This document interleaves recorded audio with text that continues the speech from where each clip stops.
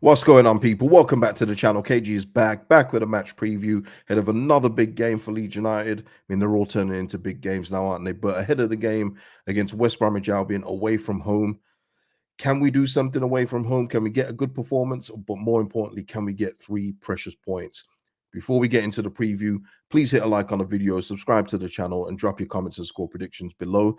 Thank you to Carl Brown and Karen Curtin for the super thanks donations on the last video. Much appreciated, guys. And thank you to Clint, who's become a member of the channel. Memberships are in the description and they really go a long way to helping me out, helping the channel out. So thank you to the new and existing members of the channel. Really appreciate that. And also big up to everyone for the interaction on the last video. You know, just talking about Daniel Farke so far, the story of the season so far. Now we've played so many games. Really good interaction on there. Some very varied points of view, which is great. And we're going to find out something else from Daniel Farke in this game, aren't we? We're going to find out what's going to happen to the team. Are we going to see changes? And one potential change is that Sam Byram could be coming back in. We obviously know that Eli Melier is going to be sitting out for the next 3 games due to suspension, but Sam Byram should be fully available tomorrow, which may mean a start for Leeds United. Now, this is very simple for me.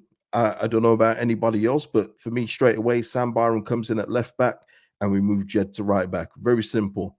But you never know what could happen here. You know, we could see Sam Byram come back in at left back and Archie Gray staying at right back. You know, the choices that are to be made, it's almost given me, if you've ever seen Naked Gun 33 and a third, the scene where Leslie Nielsen and Rocco are handing over each other's choices of weapons, shall we say, and the whole audience just face palms like like this. But it should be simple, shouldn't it? Byram at left back, Spence at right back, and I'm not even saying drop Archie Gray. I'm saying that maybe he moves into midfield and maybe you take out Kamara or Ampadu for a game. I don't know, but you don't have to drop him. But maybe Archie needs a rest too. Maybe just give him a game off and then go again against Birmingham City. That could be an option too. But we do need to change things up, and we will see 2 potential changes here with Sam Byram possibly coming into the starting lineup. I'm very interested to hear what you think we should do there.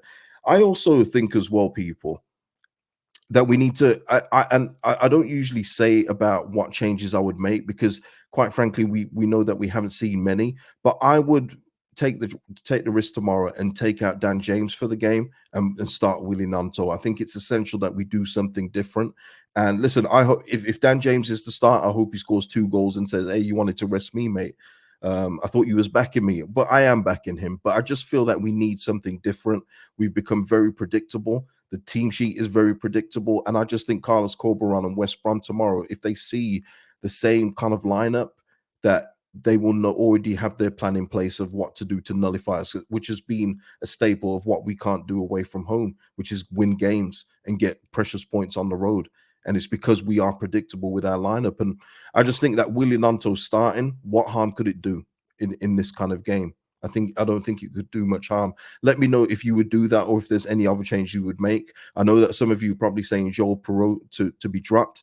I don't think he'll be dropped after being the first sub off after the red card. I think that maybe Daniel Farke will start him again in lieu of that.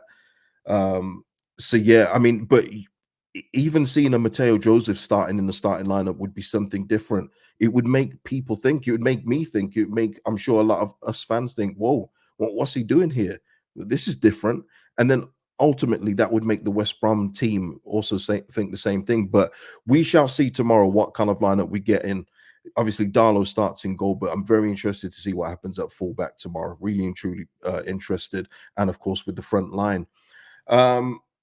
In order to get a result, though, we're going to have to overcome this, and this is via LUFC data, and they dropped this after the Preston game. But listen, it was a frustratingly bad day for Leeds, who have now dropped 8 points from the last 12 available and won just 1 of our last 4 matches. The club's away form now reads 5 defeats in 12 league games, which is putting enormous strain on the club's automatic promotion hopes.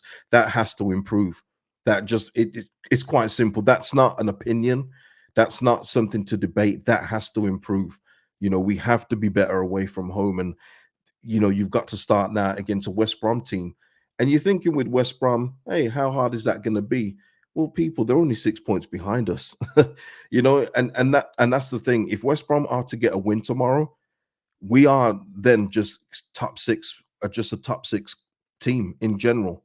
We'll be 3 points ahead of them, but we can't allow that to happen. We've got to get a win. We have to win this game. But are we going to win it? I'm not sure. I'll give my score prediction in a bit, but it's going to be a tough game. West Brom's team is a decent team in this league, and you've got to believe at home they're going to give everything they've got. So it's not going to be easy. Um, I'll just show you here West Brom's team. If you've forgotten, they've got some handy operators at this level. Furlong, Townsend at this level, Kipre, big good centre back. Our old guy Bartley, man. I loved Bartley when he was at Leeds. By the way, him and Jansen's partnership, loved that partnership. Peters, um, and then you go into the midfield, Dean Garner, John Swift, Adam Reach, who usually likes to score a long range goal against us. I don't know if he's still playing for him, regularly or not. Mowat, an old boy of ours. Okay as well in there. Josh Mazur up front, Daryl DK.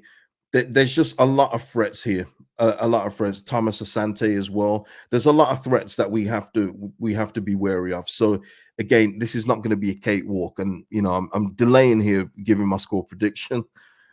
Just going on the basis of this kind of stat. It's not very good reading, is it?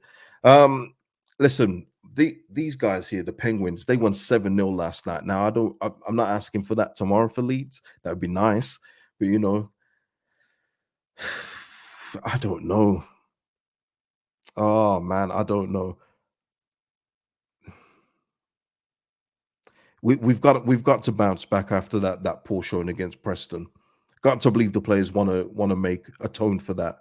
So I'm gonna say a 1-1 draw.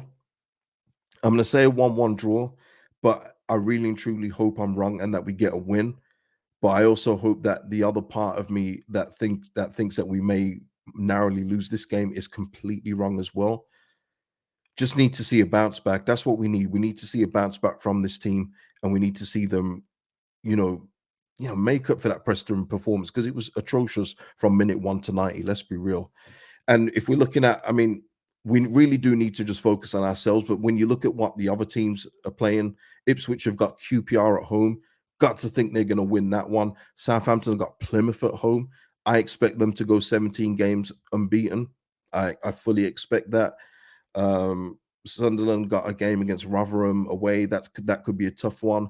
But then Leicester City are away at Cardiff, and it's tough just to see any of those teams dropping points. So we've got to do our part. We have to do our part. Otherwise, we'll have to consign ourselves and just accept that the top two is out of reach completely, and that we are just vying for a playoff spot. And with so many games left, it's far too early to say that.